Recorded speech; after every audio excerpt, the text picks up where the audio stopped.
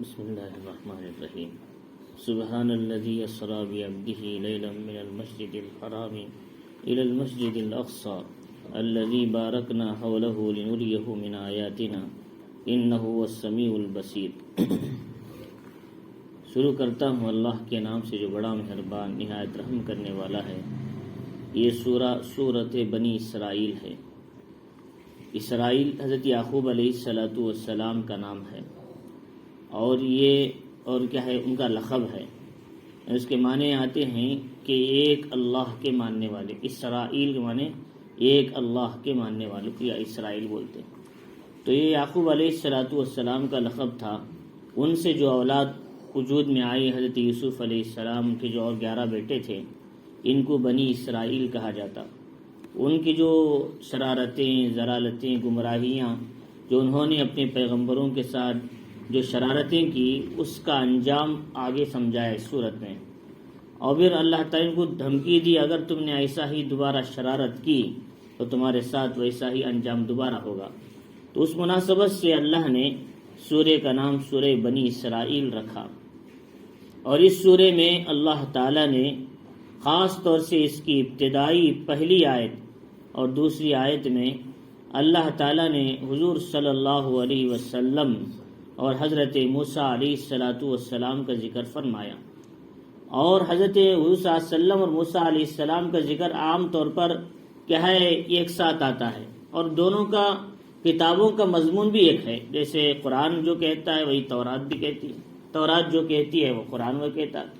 وہ قرآن اور تورات کے مضامین ایک دوسرے سے ملتے جلتے، اس لیے ان دونوں کو ایک ساتھ ذکر کیا جاتا ہے۔ تو حضور صلی اللہ علیہ وسلم کی جو ابتدائی جو دور تھا، تو اس کے بعد جو آپ نے کیا ہے تکالیف اور پریشانیاں اٹھائی، تو اس کے بعد اللہ نے آپ کو بلند مقام معراج عطا فرمائی، جو اس کے 2 حصے ہیں، ایک زمینی سفر، ایک آسمانی سفر۔ تو اللہ تعالیٰ نے ان آیتوں میں پہلی اور دوسری آیت میں، پہلی آیت میں اسی معراج کے زمینی سفر کا ذکر فرمایا۔ تو اس کے لیے سب سے پہلی بات یہ سمجھنا ہے کہ رسول اللہ صلی اللہ علیہ وسلم نبوت ملنے کے بعد، 40 سال کی عمر میں نبوت ملنے کے بعد آپ نے پورے عرب کے اندر دین کی دعوت شروع کی، دعوت و تبلیغ کی محنت، لوگوں کو دین بتاتے تھے، قرآن سناتے تھے، حدیث سناتے تھے، اور ان کی اصلاح کرتے تھے۔ تو اسی زمانے میں کیا ہے، کفار کی طرف سے ظلم و ستم ہوتا تھا، صحابہ کو مارا جاتا، پیٹا جاتا۔ تو صحابہ نے 5 سن ہجری میں نبوی میں حبشہ کی طرف ہجرت کیا تاکہ محفوظ ہو جائیں شرارتوں سے ان کے۔ تو پھر ساتھ میں حضور صلی اللہ علیہ وسلم اور جو بچے کچے صحابہ تھے مکے میں، ان سب کو لے جا کر شعب بنی ہاشم میں قید کر دیا۔ یعنی کہا کہ آج کے بعد تم مکے میں اندر نہیں آ سکتے، تم اپنے گھروں میں نہیں رہ سکتے، تمہارے ساتھ شادی بیاہ کوئی تعلقات مکے والے نہیں رکھیں گے، نہ تمہیں اناج بیچا جائے گا، نہ تمہارے لیے کھانے کا انتظام کیا جائے گا۔ تو اس طرح ان کو پورے طور پر بائیکاٹ کر دیا۔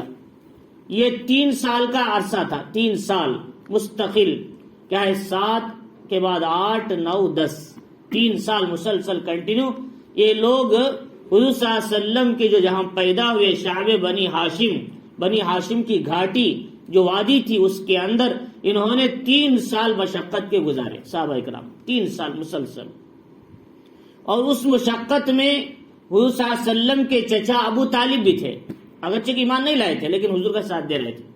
اور آپ کی بیوی حضرت خدیجہ تو مسلمان تھی، اور انہوں نے بھی ساتھ دیا۔ اور یہ 3 سال کا عرصہ اتنا مشکل گزرا کہ کوئی وہاں پر اناج لے کے جاتا تو اسے روک دیتے تھے، کھانا مت لے جاؤ، پانی لے جاتا تو روک دیتے تھے۔ یہ حالات تھی، صحابہ اکرام کے بچے کیا ہے بل بلانے لگے، ان کو پتے کھانے پر مجبور ہونا پڑا، چمڑے کھانے پر مجبور ہونا پڑا، اور کیا ہے ان کے پاس کھانا نہیں ملتا تھا۔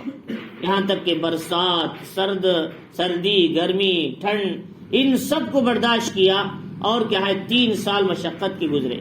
یہ 3 سال جو مشقت کے گزرے، اس میں حضرت ابو طالب تو ضعیف تھے اور زیادہ بیمار پڑ گئے، اور کیا ہے 10 نبوی میں نبوت کے 10ویں سال 3 سال کی مشقت اٹھانے کے بعد صحابہ اکرام جب باہر آئے، حضور صلی اللہ علیہ وسلم اور آپ کے چچا اور آپ کی بیوی، پورا خاندان والے، تو اس کے بعد حضرت ابو طالب کا انتقال ہو گیا۔ کیونکہ وہ بیمار ہو گئے تھے، کمزور ہو گئے تھے. اگرچہ وہ مسلمان نہیں ہوئے لیکن حضور کا ساتھ دیا. تقریباً 40 پر 2 سال ساتھ دیا حضور کا، 40 پر 2 سال. 8 سال کی عمر میں آپ کے دادا انتقال ہو گئے، کوئی دیکھنے والا نہیں تھا.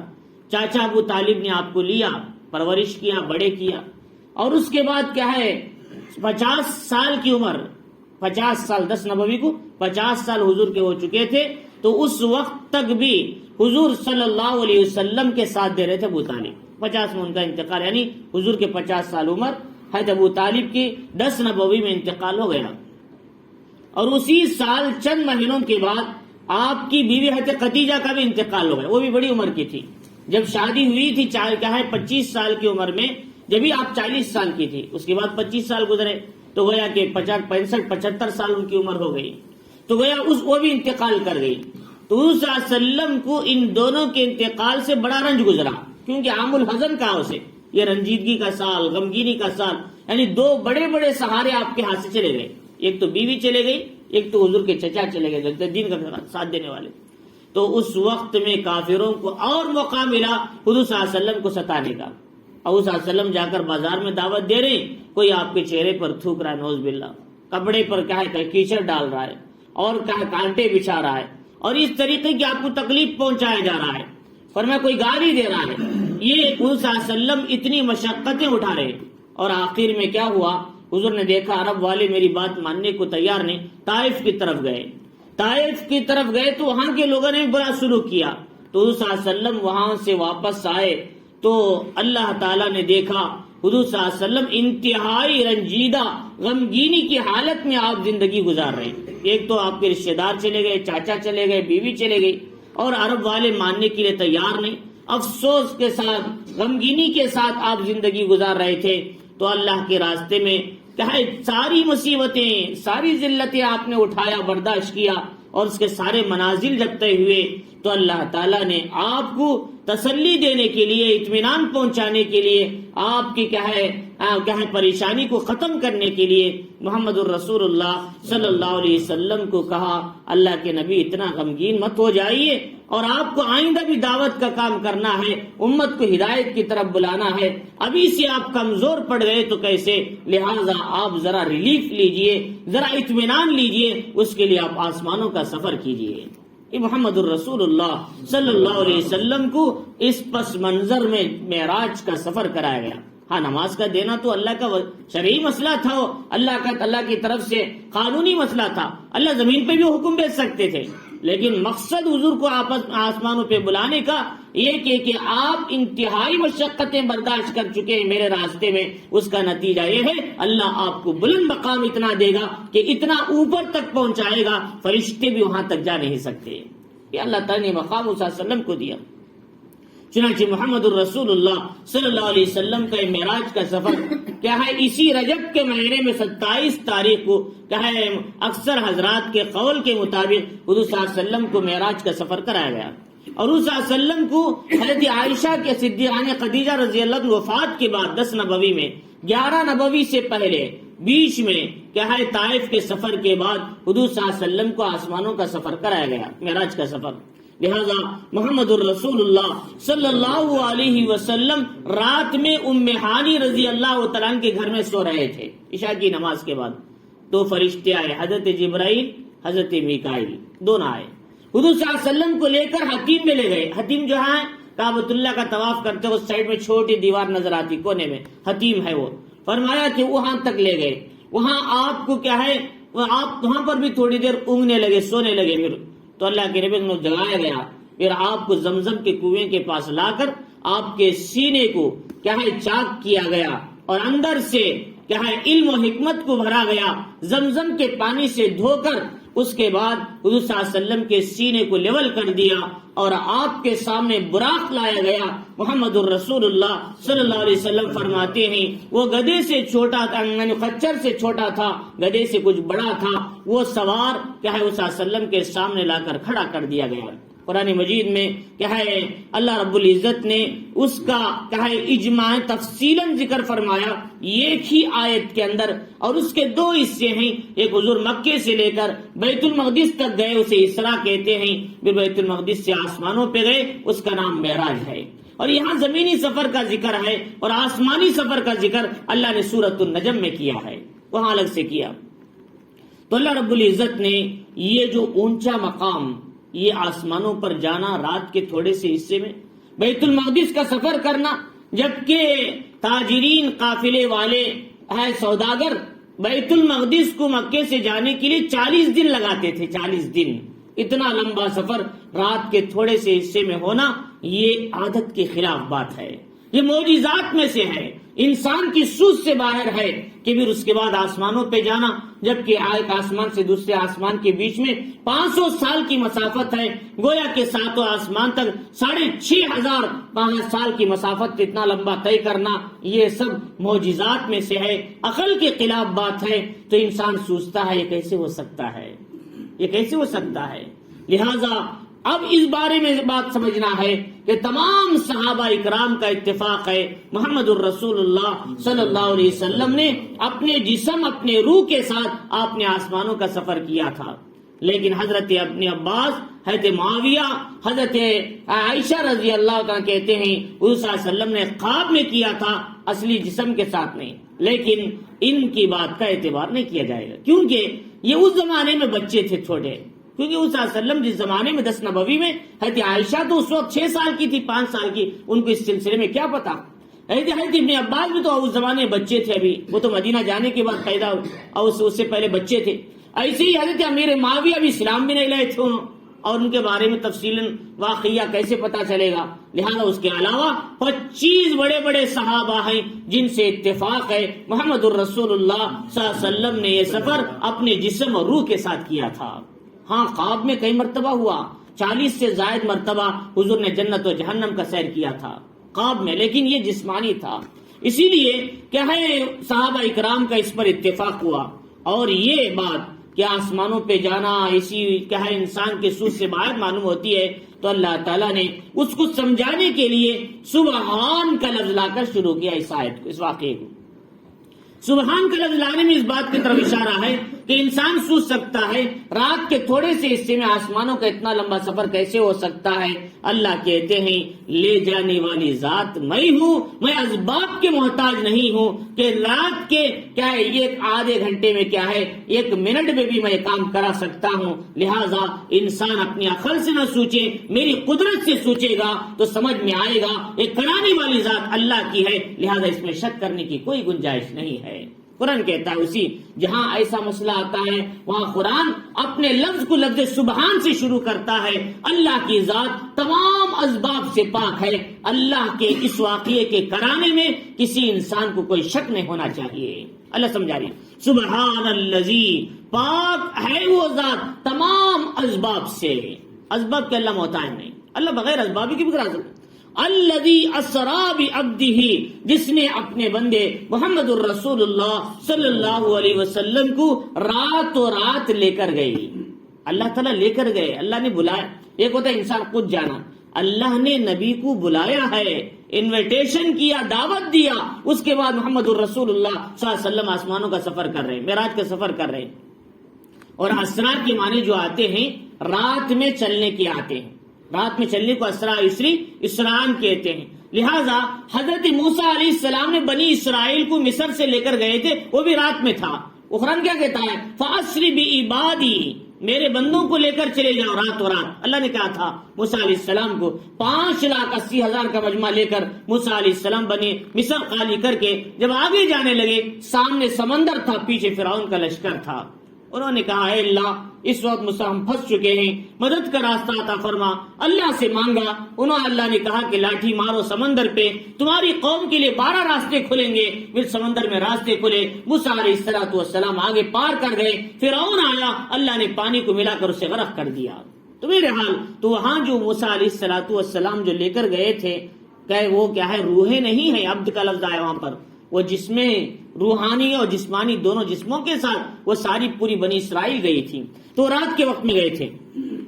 اللہ نے پھر کہا بِعَبْدِهِ، اپنے بندے کو لے کر گئے۔ اس لیے علماء نے لکھا ہے اللہ کے نزدیک اللہ تعالیٰ کسی کو بندہ کہے اپنا بندہ تو اس سے بڑا اعزاز کچھ بھی نہیں ہے۔ اللہ کے نزدیک اللہ کسی کو کہہ دے میرا بندہ ہے، اس سے بڑا اعزاز کچھ بھی نہیں. اس لیے محمد الرسول اللہ صلی اللہ علیہ وسلم فرماتے تھے لوگوں مجھے عبداللہ یعنی کہنا زیادہ پسندیدہ ہے رسول اللہ بولنے سے بھی. اللہ کے رسول نبی اللہ بولنے سے بھی اب عبداللہ بولنا پسند ہے, کیونکہ مجھے اللہ کی یہ جو صفت ہے اللہ کا بندہ مجھے بہت پسندیدہ ہے. اس نے فرمایا میرے نزدیک ناموں میں سب سے بہترین نام, پسندیدہ نام عبداللہ اور عبد الرحمن ہے. اس میں اللہ کی عبدیت کی صفتیں پائی جاتی ہیں. اللہ نے اللہ تعالیٰ کیا ہے اپنے بندہ ہونے کی اس کے اندر صفات بیان کی. چنانچہ فرمایا کہ اللہ تعالیٰ کیا ہے قرآن مجید نے جو فرمایا وَعِبَادُ الرَّحْمَنِ الَّذِينَ يَمْشُونَ عَلَى الْأَرْضِ حَوْنًا, اللہ کے خاص بندے وہ ہیں جو زمین پر چلتے ہیں نرمی کے ساتھ چلتے ہیں. وہاں پر بھی دیکھو عباد الرحمن اللہ ہے. عباد الرحمن لانے کا مطلب یہ ہے اللہ تعالیٰ کے خاص بندے ہیں, اس طرح اشارہ ہے. چنانچہ اللہ تعالیٰ نے کہا اسرا بعبدہ, اپنے بندے کو اللہ نے راتوں رات لے کر گئے. اور لفظ عبد بولنے میں اس بات کی طرف بھی اشارہ ہے کسی انسان کو شک و شبہ ہو سکتا ہے کہ اللہ کے نبی آسمانوں پر گئے اور اتنا بڑا مقام حاصل کیا اور ایسے خلاف عادت آپ نے سارے کام کیے, شاید ہو سکتا ہے آپ خدا ہو, نعوذ باللہ. ایسا کسی کے بارے میں شک آ سکتا ہے. اللہ نے اس بات کو رد کرنے کے لیے کہا اللہ کے نبی علیہ الصلوۃ والسلام یہ بھی بندے ہیں میرے اور اب بندے کامل ہیں. اللہ تعالیٰ نے ان کو یہ مقام شرف عطا فرمایا, لہذا اپنے عقیدے میں کبھی گڑبڑ نہیں لانا. اللہ نے عبد لفظ اطلاق کرے بتایا اور اس کے بعد یہ بتایا اللہ تعالیٰ نے لیلا من المسجد الحرام, کیسے رات کے تھوڑے سے حصے میں, تھوڑا سا حصہ. روایتوں میں آتا ہے کہ محمد الرسول اللہ صلی اللہ علیہ وسلم جب بستر سے اٹھ کر گئے دوبارہ آئے تو بستر گرم تھا. اتنا جلدی آپ نے بیت المقدس کا آسمانوں کا سفر کر کے واپس آ گئے. یہ معراج کا سفر تھا محمد الرسول اللہ صلی اللہ علیہ وسلم رات کے تھوڑے سے حصے میں. اور کہاں سے لے کر گئے؟ مسجد الحرام سے لے کر گئے تھے. مسجد الحرام کہاں ہے؟ مسجد الحرام وہ ہے کعبۃ اللہ کے اطراف میں آج جو لوگ طواف کرتے ہیں. کتنا بڑا مجمع طواف کرتا ہے, وہ پورا مطاف جو مسجد کے اندر کا حصہ ہے کمانوں کا, فرمایا وہ مسجد الحرام کہلاتا ہے. مسجد الحرام اسی لیے وہاں کا نماز کی عبادت کا ثواب 1,00,000 نمازوں کا ثواب ہے. فرض نمازوں کا بول رہا ہوں, سنت نفل کا نہیں. فرض نمازوں کا ثواب 1,00,000 نمازوں کے برابر ہے. فرض روزوں کا ثواب بھی اتنا ہے, فرض زکات کا ثواب بھی اتنا ہے. جو بھی فرض عمل کرو 1,00,000 کے برابر ملتا ہے, بڑا ثواب. وہ مسجد الحرام ہے. اللہ کے نبی علیہ الصلوۃ والسلام کو وہیں سے لے جایا گیا. چنانچہ حضور صلی اللہ علیہ وسلم کے اس سفر کی لمبی تفصیل والی حدیث بخاری اور مسلم کے اندر موجود ہے. حضرت انس راوی ہیں, ابو ذر رضی اللہ تعالیٰ اس حدیث کو کیا ہے بیان کرتے ہیں حضور صلی اللہ علیہ وسلم سے تفصیل کے ساتھ. فرماتے ہیں کہ رسول اللہ صلی اللہ علیہ وسلم نے خود فرمایا کہ انا بمکہ, میں مکے کے اندر تھا. مکہ کے مطلب مسجد الحرام میں, یعنی ام ہانی کا گھر وہیں پر تھا حرم کے اندر, یا پھر حتیم بھی وہیں تھا, اس لیے آپ نے مکہ کہا. وہ سب اس کے اندر آ جاتے. میں مکے میں تھا. فرجا سقف بیتی, میرے گھر کی چھت پھٹ گئی اچانک سے. چھت ہوتی ہے پھٹ گئی. حالانکہ جبرائیل صلاۃ والسلام ان دروازے سے بھی آ سکتے تھے, لیکن چھت پھاڑ کر آنے کا کیا مطلب ہے؟ اب جو واقعہ پیش آنے والا ہے یہ انتہائی عجیب واقعہ ہے. یہ سمجھانے کے لیے چھت سے سیدھے آ گئے جبرائیل صلاۃ والسلام. فرجا سقف بیتی, میرے گھر کا چھت پھٹ گیا اچانک سے. کون آئے؟ جبرائیل السلام, میکائیل السلام, دونوں فرشتے آئے. فرمایا ففرج صدری, میرے سینے کو چاک کیا, اندر سے جو کیا ہے علم و حکمت کو بھرا گیا. محمد الرسول اللہ صلی اللہ علیہ وسلم کو 4 مرتبہ سینہ چاک کیا گیا تھا. ایک 4 سال کی عمر میں حضرت حلیمہ کے پاس تھے, آپ پرورش پا رہے تھے. دوسرا 10 سال میں. تیسرا آپ کو قرآن مجید اتارا گیا, وحی اتری. چوتھا آپ کو معراج کا سفر کرایا گیا. یہ 4 مرتبہ آپ کے سینے کے اندر سے شیطانی اثرات کو نکال کر علم و حکمت کو بھرا گیا. اور یہ پہلے اور دوسری مرتبہ. تیسری مرتبہ کیوں؟ قرآن کے وزن کو اٹھانے کے لیے. چوتھی مرتبہ کیوں؟ آسمانی نظام کو دیکھنے کی طاقت آنے کے لیے اندر. ہم آسمانی نظام کو دیکھ نہیں سکتے. کوئی آدمی یہاں کا زمین کا آدمی آسمانی نظام کو دیکھنا چاہے, وہاں چلے گیا تو بے ہوش ہو کے مر جائے گا. وہاں کے حالات ویسے, وہاں کا پاور ایسا. اسی لیے یہاں کا آدمی جب چاند پر گیا تو انتہائی پریشان تھا. چاند ابھی چاند آسمانوں بھی نہیں, اس سے نیچے چاند, اس کا حال یہ ہے. اب آسمانوں پہ چلے جائے تو کیا ہوگا؟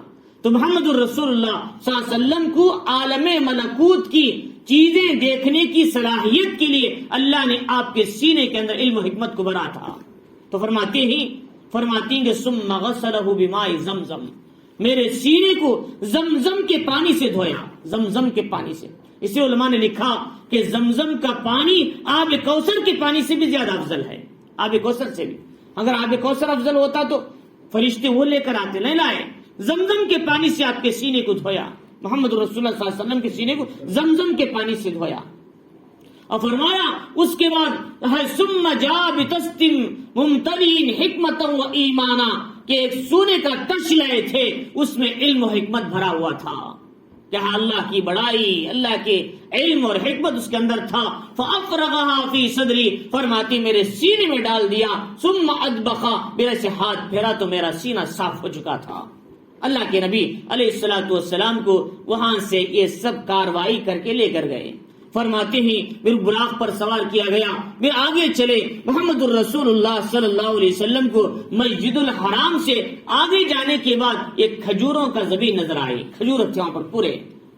تو اللہ کے نبی سے کہا جبریل امین یہاں اتری، 2 رکعت نماز پڑھی. آپ نے وہاں اتر کر 2 رکعت نماز پڑھی.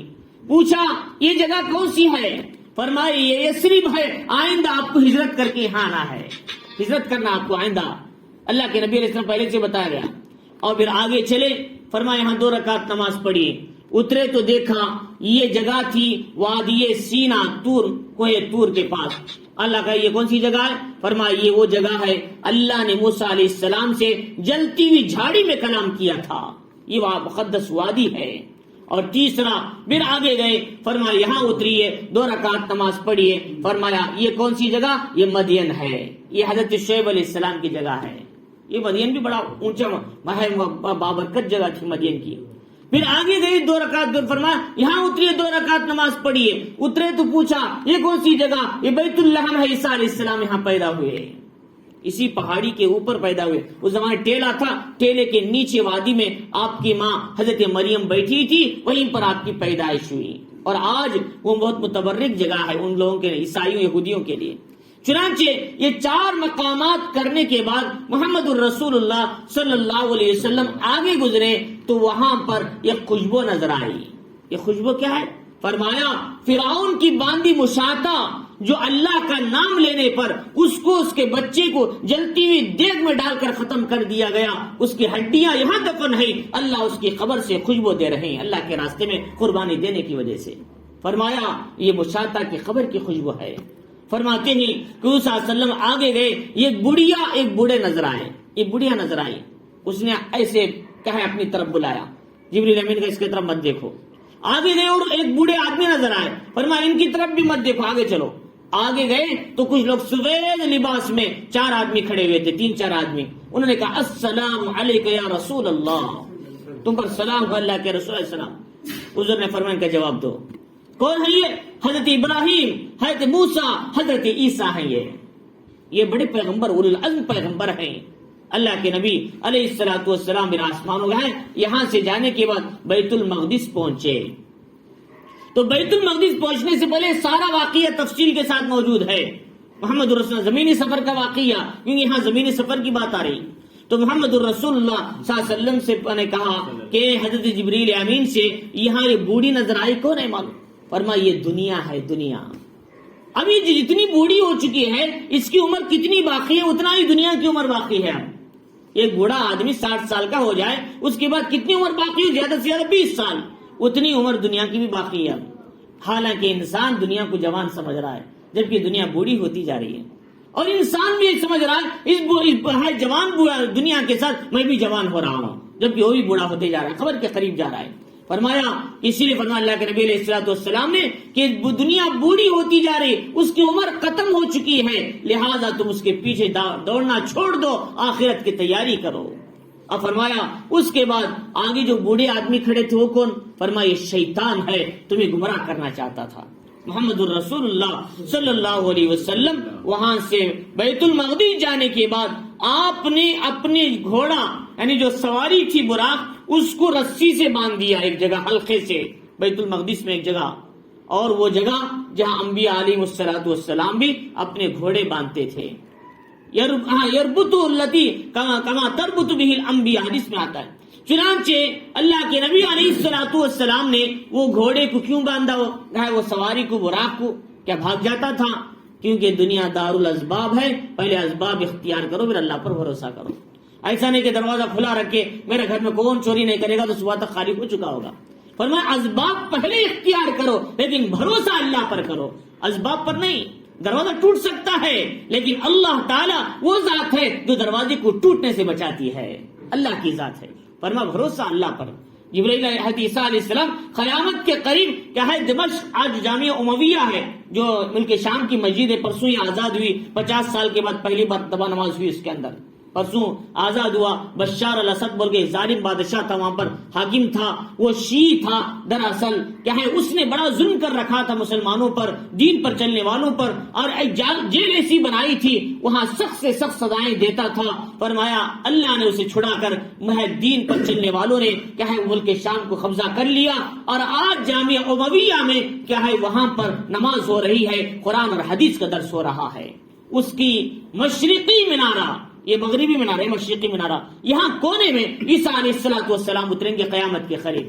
اور کہاں مینارے پر اترنے کے بعد لوگ سیڑھی ڈال کے نیچے اتاریں گے. اب لوگ سوال کر رہے ہیں بھئی عیسیٰ علیہ السلام مینارے تک آئے، نیچے اترنے میں کیا تکلیف ہے؟ مینارے تک جب آ چکے ہیں تو نیچے بھی اتر سکتے تھے ان کے ساتھ. فرمایا یہ دنیا کا نظام ہے، دنیا دار الاسباب ہے، اس لیے ان کو سیڑھی سے اتار لیا گیا. فرشتے نے کہ بھئی دنیا دار الاسباب ہے، ہم نیچے اتر کے جائیں گے تو پھر اسباب کا کیا ہوگا؟ فرمایا تو اس لیے فرمایا کہ اسباب اختیار کرنا یہ جائز ہے، اسباب اختیار کرنا یہ خلاف توکل نہیں ہے. لہذا اسی لیے فرمایا آپ کے سواری کو باندھ دیا گیا. اس کے بعد محمد الرسول اللہ صلی اللہ علیہ وسلم وہاں جا کر تحیۃ المسجد 2 رکعت نماز پڑھی. حضرت جبرائیل امین علیہ السلام اور آپ دونوں نے پڑھا، دونوں نے 2 رکعت نماز پڑھی. نماز پڑھنے کے بعد محمد الرسول اللہ صلی اللہ علیہ وسلم نے پھر آسمانوں کا سفر کیا. اور یہ کہنا کہ آپ نے آسمانوں پر جانے سے پہلے آپ نے تمام انبیاء کی امامت کی، یہ روایت صحیح نہیں ہے. اکثر قول کے مطابق انبیاء کی امامت آپ نے بعد میں آنے کے بعد کیا، آسمانوں پر جا کر دوبارہ بیت المقدس میں آئے جب آپ نے امامت کیا تھا. اور آپ کا مقام سمجھانے کے لیے اور آپ کی امت کی افضلیت کو سمجھانے کے لیے اور آپ آخری نبی ہیں اس کو سمجھانے کے لیے آپ نے معراج کے آسمانوں کے سفر کے بعد پھر بیت المقدس میں آ کر امامت کیا تھا. ورنہ اگر پہلے امامت کرتے تو صلی اللہ علیہ وسلم آسمان پہ جانے کے بعد پہلے آسمان پہ انٹروڈیوس کرا رہے عیسیٰ علیہ السلام ہیں، یہ ہارون علیہ السلام ہیں، یہ آدم علیہ السلام ہیں، کہ پہلے سے جانتے تو پھر تعارف کرانے کی کیا ضرورت ہے؟ تو لہذا نہیں جانتے تھے ان کو. لہذا آسمانوں پہ جا کر وہاں تعارف کرانے کے بعد دوبارہ پھر تمام انبیاء کی روحوں کو بیت المقدس میں بھیجا گیا جسموں کے ساتھ. حضور صلی اللہ علیہ وسلم نے ان کی امامت فرمائی. روایتوں میں آتا ہے حضور نے ان کی صبح کی نماز پڑھائی، 2 رکعت نماز صبح کی پڑھائی اور اندھیرے میں پڑھائی غلس کے اندر. تو چنانچہ فرماتی ہیں حضور صلی اللہ علیہ وسلم کا یہ سفر جو زمینی سفر تھا بڑا عجیب و غریب سفر تھا. فرماتی رات کے تھوڑے سے حصے میں 40 دن کی مسافت کا سفر آدھے گھنٹے میں طے ہو رہا ہے. یہ اللہ تعالیٰ کی یہ قدرت اور اللہ تعالیٰ کی کیا طاقت کی علامت ہے. چنانچہ فرماتی اللہ تعالیٰ کہ لیلا من المسجد الحرام الى المسجد الاقصى، ہم نے حضور صلی اللہ علیہ وسلم کو رات کے تھوڑے سے حصے میں مسجد الحرام کعبۃ اللہ سے مسجد الاقصى فلسطین تک کیا ہم لے کر گئے حضور صلی اللہ علیہ وسلم کو. چنانچہ فرمایا کہ الاقصى کیوں کہا گیا مسجد الاقصى کو؟ یہ کعبۃ اللہ سے دور ہے. یہ محمد الرسول اللہ صلی اللہ علیہ وسلم سے پوچھا دنیا میں سب سے پہلی مسجد کون سی بنی؟ نبی نے فرمایا کعبۃ اللہ کو بنایا گیا. اس کے بعد فرمایا اس کے 40 سال کے بعد فرمایا کہ مسجد الاقصیٰ کی بنیاد ڈالی گئی. اس کی بنیاد ڈالنے والے حضرت اسحاق علیہ السلام تھے، حضرت اسحاق تھے. ان کے بعد حضرت یعقوب نے بھی اس کی تعمیر کی، کیا ہے اس بنیادیں کی. اس کے بعد داؤد علیہ السلام نے اسے کچھ اٹھایا، اس کی تکمیل سلیمان علیہ السلام نے کیا جنات کے ذریعے سے، اور وہ بھی 34 سال لگ گئے اسے تعمیر کرنے میں. 34 سال، 30 پر 4 سال 24 سال تھے. اتنا لمبا عرصہ اس کی مکمل تعمیر فرمائی. اور بیت المقدس جو آج ہے نا وہ نہیں، وہ ہیکل سلیمانی انہوں نے بنایا تھا. ہیکل سلیمانی لیکن آج جو ہے جو گول گنبد ہے وہ ہے سقرہ ہے، وہ حضرت عمر رضی اللہ تعالیٰ کے زمانے میں عبد الملک بادشاہ نے بنایا تھا، لیکن اب جو مسجد ہے حضرت عمر کے زمانے میں بنائی گئی تھی، بعد میں بادشاہوں نے بنایا تھا۔ اصل جو تھی حضرت سلیمان علیہ السلام نے بنایا تھا، اسے کیا ہے ظالم بادشاہوں نے توڑ دیا اسے اپنے اپنے زمانے کے حالات سے۔ لہٰذا آج یہ یہودی یہی کہتے ہیں دوبارہ ہمیں ہمارے قبضہ ہوگا اس مسجد پر، ہم دوبارہ سلیمان علیہ السلام کی مسجد بنائیں گے جس کا نام تھرڈ ٹیمپل ہوگا، تھرڈ ٹیمپل، یعنی وہ کہیں گے ہم ہیکل سلیمان نے دوبارہ بنائیں گے، داؤد علیہ السلام کا تخت ہے دوسری جگہ اسے لا کر یہاں رکھیں گے، یہ ہوگا ان کا کہنا ہے، اور یہ ہو کر رہنے والی بات ہے، کبھی بھی ہوگا یہ۔ تو فرمایا اس طریقے سے فرماتی کہ مسجد الاقصی یہ کعبۃ اللہ سے دور ہونے کی وجہ سے کہا گیا مسجد الاقصی دور کی مسجد ہے۔ الذی بارکنا حولہ لنریہ من آیاتنا، فرماتی ہیں اللہ تعالیٰ ہم نے اس کے اطراف میں بہت برکتیں رکھی ہیں۔ ملک شام ایک ایسا ایریا ہے، فرماتی پھر ملک شام کے اندر 2000 انبیاء علیہ السلام کی خبریں ہیں، 2000 انبیاء کی، اور تقریباً انبیاء ملک شامی کے اندر آئے۔ اللہ تعالیٰ نے کہا اے ملک شام تو میرے لیے بہت متبرک حصہ ہے، میں اپنے نیک بندوں کو تیری زمین میں بھیجوں گا۔ اللہ نے کہا محمد الرسول اللہ صلی اللہ علیہ وسلم کی حدیث ہے، حدیث قدسی ہے، اللہ فرما رہی میں اپنے نیک بندوں کو تیرے اندر بھیجوں گا، تو میری منتخب شدہ جگہ ہے۔ روایتوں میں آتا ہے قیامت اگر قائم ہوگی وہ ملک شام سیریا کے اندر قائم ہوگی، وہیں پر ترازو لگایا جائے گا، وہیں پر عدالت ہوگی، وہیں میدان محشر قائم ہوگا، وہ سب ملک شام کے اندر ہوگا۔ لہذا اس لیے ملک شام متبرک حصہ ہے، لہذا وہاں فتنوں کا ہونا یہ قیامت کی علامتوں میں سے ہے۔ محمد الرسول اللہ صلی اللہ علیہ وسلم نے فرمایا جب ملک شام میں خرابی آ جائے، وہاں فتنے پیدا ہو جائے تو پھر قیامت کا انتظار کرو، قیامت کا انتظار کرو۔ وہ حالت آ گئے، اب قریب ہے کہ قیامت کے آنے کی، وہاں فتنے اور فسادات ہو رہی شروع ہو چکے ہیں۔ تو لہٰذا اس لیے فرمایا اللہ تعالیٰ فرمایا ہم نے اطراف میں یہاں برکتیں رکھی ملک شام کے اندر، فرمایا لنریہ من آیاتنا، ہم نے ایسا کیوں کیا؟ اپنی نشانیاں تمہیں دکھانے کے لیے۔ ہم نے کیا کیا رکھا ہے ملک شام کے اندر، ایسا پاکیزہ شہر ہے، کتنے انبیاء یہاں رہتے ہیں، اور یہ ملک شام اس کے اطراف میں مدین ہے، اور کیا ہے اسی طریقے سے مصر ہے، اور اسی طریقے سے کیا ہے بہت سے علاقے ہیں جہاں انبیاء علیہ السلام کے مسکن ہیں، یہ دکھانے کے لیے ہم نے تمہیں یہاں تک کا سفر کروایا۔ اور یہ جو صخرہ جو حصہ ہے، صخرہ بیت المقدس، وہاں یہ آسمانوں سے قریب حصہ ہے، اس لیے اللہ تعالیٰ نے آپ کو یہاں سے معراج کا سفر کروایا، یہ آسمان سے قریب لگتا ہے حصہ، لہٰذا حضور صلی اللہ علیہ وسلم کو وہاں سے پھر جبریل امین نے حکم دیا، اللہ کے نبی علیہ السلام یہاں سے اب یہاں لفٹ آ چکی ہے، آپ کے لیے سیڑھی لگائی گئی ہے، آپ یہاں سے اب سیڑھی کے ذریعے آسمانوں پہ جائیں گے، براق نہیں، اس لیے براق اڑ کے جائے گا ایسا نہیں سمجھنا، لہٰذا اس کے لیے دو پر لگا دیے، اب سمجھے براق اڑ کے جا رہا ہے۔ فرمایا براق کیسے اڑے گا، وہ تو زمینی سفر کا کیا ہے جانور ہے وہ تو، فرمایا اس لیے براق آسمانوں پہ اڑ کے نہیں گیا، آپ کو سیڑھی لگائی گئی آسمانوں پہ، اسی کا نام معراج ہے۔ معراج عرج یا عروج ان کے معنی آتے ہیں ایلیویٹر، سیڑھی کے ذریعے سے آسمانوں پہ جانا، اونچائی پر جانا، اسی کہتے ہیں معراج۔ تو محمد الرسول اللہ صلی اللہ علیہ وسلم نے پھر وہاں سے آسمانوں کا سفر کیا، پھر ہر دروازے پر پوچھا کون ہے، محمد صلی اللہ علیہ وسلم ہے، کیا بلایا گیا؟ ہاں، ان کو انویٹیشن دے کے بلایا گیا، آسمانوں پہ ان کو دعوت دی گئی، وہ دروازہ کھولا، پہلے آسمان پہ حضرت آدم علیہ السلام سے ملاقات ہوئی، دوسرے آسمان پہ حضرت عیسیٰ، حضرت یحییٰ خالزاد بھائیوں سے ملاقات ہوئی، تیسرے آسمان پہ حضرت یوسف علیہ السلام سے ملاقات ہوئی، چوتھے آسمان پہ حضرت ادریس سے ملاقات ہوئی، پانچویں آسمان پہ حضرت ہارون سے ملاقات ہوئی، چھٹے آسمان پہ حضرت موسیٰ سے ملاقات ہوئی، ساتویں آسمان پہ حضرت ابراہیم اللہ نبی علیہ السلام سے ملاقات ہوئی، ان سب سے ملاقات کی بات ہوئی۔ اس کے بعد سدرۃ المنتہا پہنچے، وہاں اللہ تعالیٰ نے کیا ہے ایک کیفیت رکھی ہے کہ جہاں جہاں دیکھتے تھے وہاں فرشتے پتنگوں کی شکل میں اس سدرۃ المنتہا کے درخت کو گھیرے ہوئے تھے۔ سدرۃ المنتہا کا درخت کیا ہے؟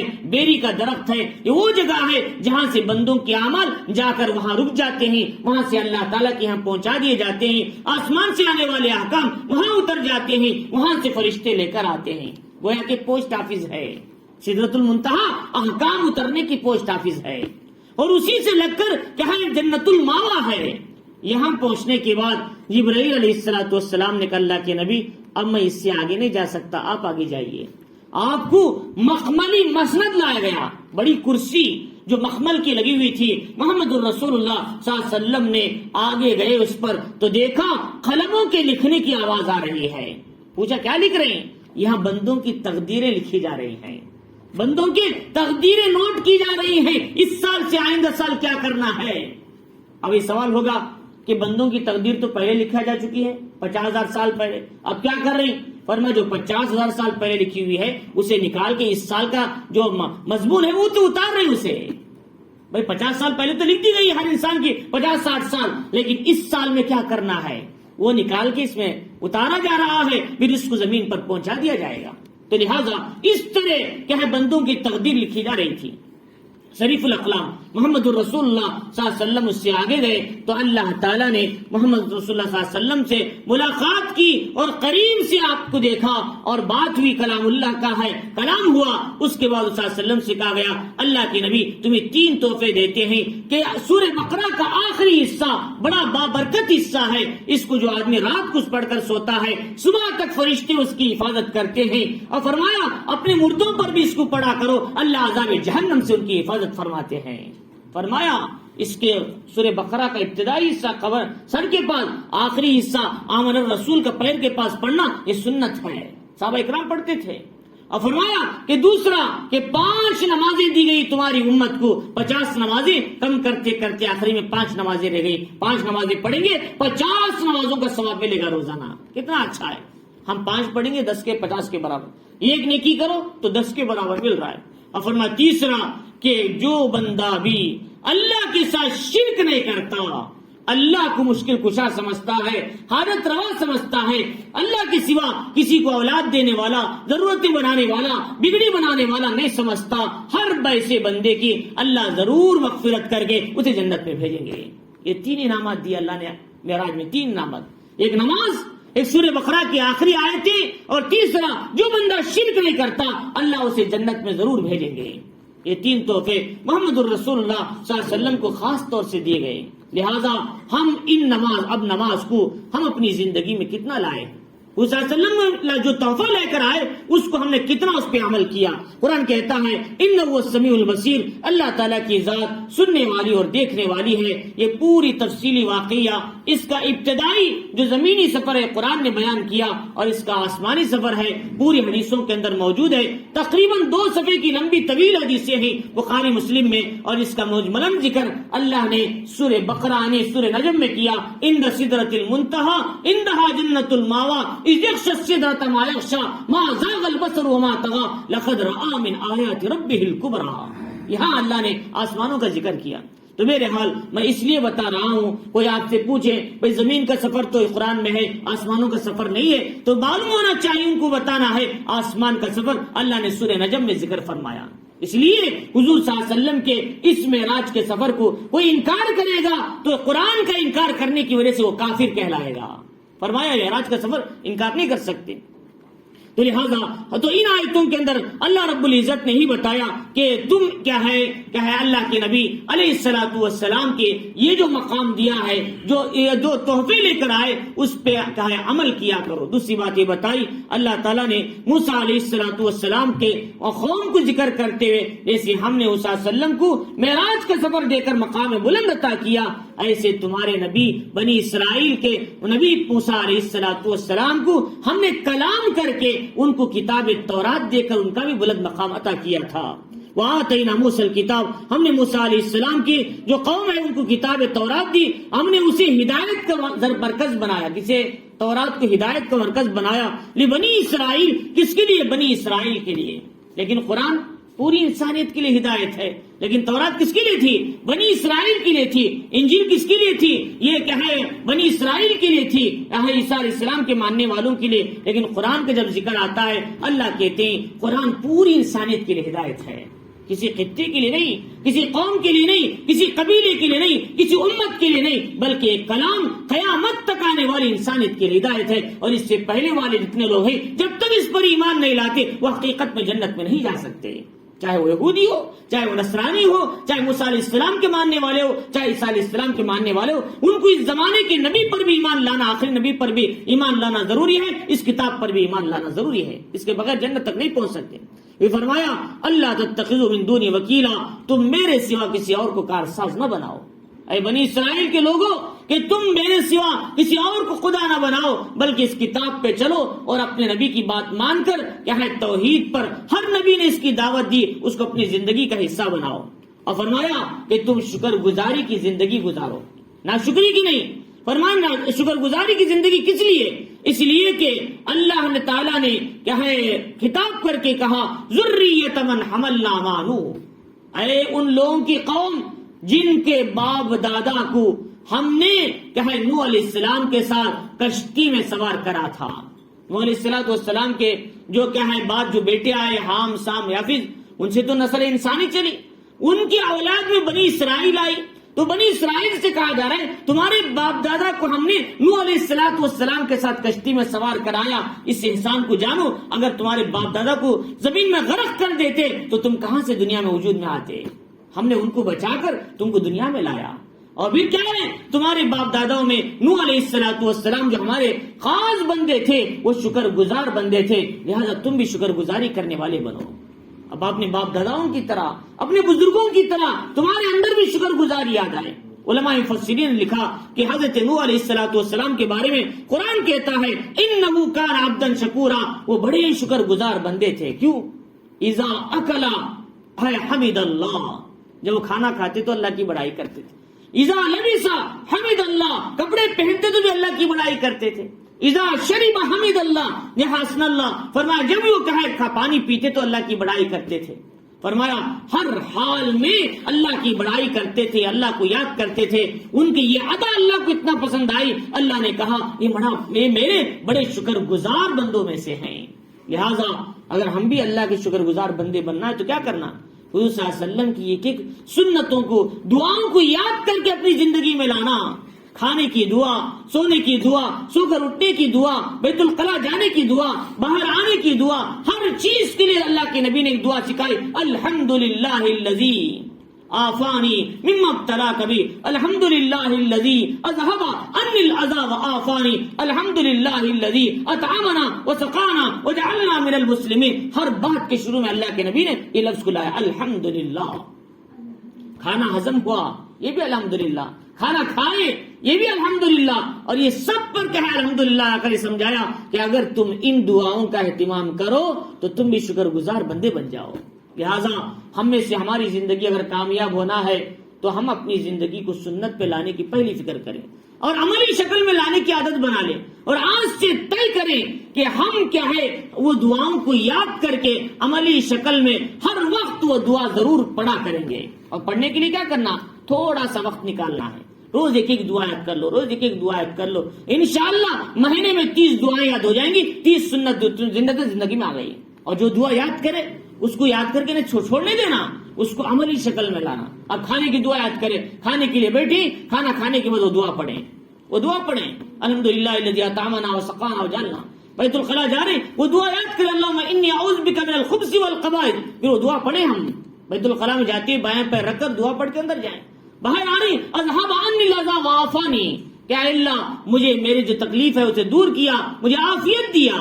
فرمایا اس پر بھی تعریف ہے، دعا کو یاد کر کے باہر آئے، پیر باہر رکھنے کے بعد دعا پڑھنا۔ تو فرمایا اس لیے ہم سب کیا ہے ان باتوں کو ذہن میں رکھنا ہے۔ تو پہلی بات اس میں بتائی اللہ کے نبی علیہ السلام کا معراج کا سفر بڑا عجیب غریب سفر تھا، اس کے اوپر تمام صحابہ کا اتفاق ہے، اللہ نے سفر کرایا حضور کو یہ صلی اللہ علیہ وسلم کو تسلی دینے کے لیے تاکہ آپ آئندہ پھر مدینہ جانے کے بعد 10 سال کیا ہے دین کی خدمت کرنا ہے، تبلیغ کی محنت کرنا ہے، آپ فریش ہو کر بھی دین کا کام کریں۔ اور اس مقام کو دینے کے لیے اللہ نے آسمانوں پر بلا کر آپ کو اعزاز بخشا، وہ معراج کا سفر تھا، اور اس میں اللہ نے نماز تحفے میں دیا، وہ نماز کو اپنی زندگی میں پڑھیں گے اور لائیں گے تو ہم بھی روزانہ اللہ کی سے ملاقات کریں گے، ہماری ہر دن معراج ہوتی رہے گی۔ اور دوسری بات یہ بتائی کہ ہمیں کیا ہے اللہ تعالیٰ نے ہمیں کیا ہے شکر گزار بندہ بنایا، اور بنانے کے لیے ہم کیا اللہ کی بڑائی، اللہ اللہ کی تعریف کرنا، اور اس ضمن میں بتایا کہ بنی اسرائیل کو بھی نصیحت کی کہ تمہارے آباء و اجداد میں شکر گزار بندے تھے، تم بھی شکر گزار بندے بنو، اور ان کے ذریعے سے قرآن میں واقعے کو ذکر کر کے ہمیں نصیحت کیا اگر تم بھی شکر گزار بندے بننا ہے تو تمہاری زندگی ہمیشہ اللہ کی بڑائی اور تعریف سے وابستہ رہنا ہے۔ اللہ تعالیٰ ہم سب کو ان باتوں کو سمجھنے، اس پر عمل کی توفیق عطا فرمائے۔